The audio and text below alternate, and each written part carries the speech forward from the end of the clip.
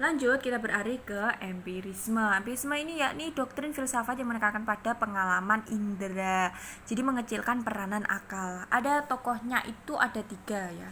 John Locke, ada David Hume, dan juga Herbert Spencer. Ya, ada 3. Oke, kita langsung saja ke John Locke. John Locke itu dia anti metafisika ya. Jadi dia menerima keraguan sementara, menolak akal. Jadi pengetahuan itu, semua pengetahuan menurut dia datang dari pengalaman, hanya dari indrawi saja, yang lain bukan pengetahuan kebenaran namanya. Kemudian persetujuan umum menurut dia itu adalah argumen yang terkuat, itu baru bisa disebut sebagai persetujuan umum, kebenaran umum. Jiwa menurut dia itu layaknya kertas kosong, jadi diisi oleh pengalaman sehingga dia bisa berwarna. Untuk mengenali ide ya, kita harus mengetahui sifatnya terlebih dahulu menurut John Locke. Dan dasar teori John Locke ini yakni common sense atau anggapan umum. Seperti yang saya jelaskan tadi, yakni argumen yang terkuat berarti itu persetujuan umum. Nah, ini karena ya prinsip dasar teorinya John Locke ini common sense, anggapan umum gitu. Ada eksistensi Tuhan menurut John Locke itu yakni akulah yang memberitahukan pada kita. Dan yang terakhir, mengetahui satu ini adalah pemahaman dari hasil indrawi saja. Yang kedua ada tokoh bernama David Hume. David Hume ini dia ultimate skeptik ya, jadi dia skeptis sekaligus empiris. Nah, kedua-duanya itu dia itu. Dan bahaya itu jika memahami akal dan indrawi, katanya David Hume. Kesan menurut David Hume itu adalah penginderaan atau sensation, itu baru bisa menimbulkan sebuah kesan. Dan untuk asal persepsi itu yakni impression dan idea, dan menangkap pengetahuan itu dengan cara mengurai ide kompleks menjadi ide sederhana sehingga pengetahuan kemudian dapat ditangkap. Untuk Tuhan menurut David Hume ini tidak bisa ditangkap, karena Tuhan itu tidak memiliki ide yang sederhana.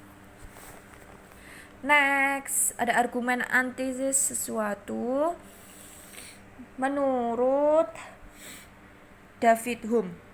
Jadi pertama ada ide kausalitas, mempercayai relevansi kejadian sekarang dan masa lalu, dan yang terakhir ada dunia luar diri itu ada, dan dunia itu dunia yang bebas dari pengalaman kita. Ketiga hal tersebut saling berkaitan juga menjadi sebab yang mendukung prinsip induksi sehingga muncullah cause and effect atau basis semua pengetahuan, yakni sebab akibat, cause and effect. Next, kita mengetahui sebab itu akibat bukan karena melalui akal, tapi sebenarnya karena pengalaman gitu. Dan menentang kausalitas universal dan prinsip induksi itu David Hume, dia menentang kedua hal tersebut. Karena menurut dia hanya dengan berpikir tanpa informasi dari pengalaman kita tidak mengetahui apa-apa tentang dunia.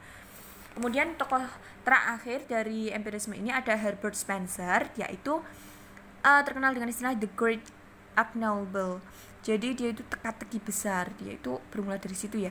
Jadi kita itu hanya dapat memahami fenomena atau gejala-gejala. Ketika ada fenomena teka-teki besar itu baru kita bisa memahami sesuatu.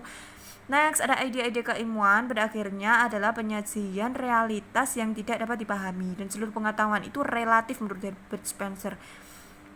Adakah dinamis realitas ini yang selalu dipertanyakan oleh Herbert Spencer? Dan menurut Herbert Spencer juga kehidupan itu penyesuaian terus-menerus mengenai hubungan antara dalam dan luar diri. Untuk evolusi itu pasti terjadi pada apapun, tidak terkecuali pada jiwa dan juga moral. Itu tadi untuk empirisme.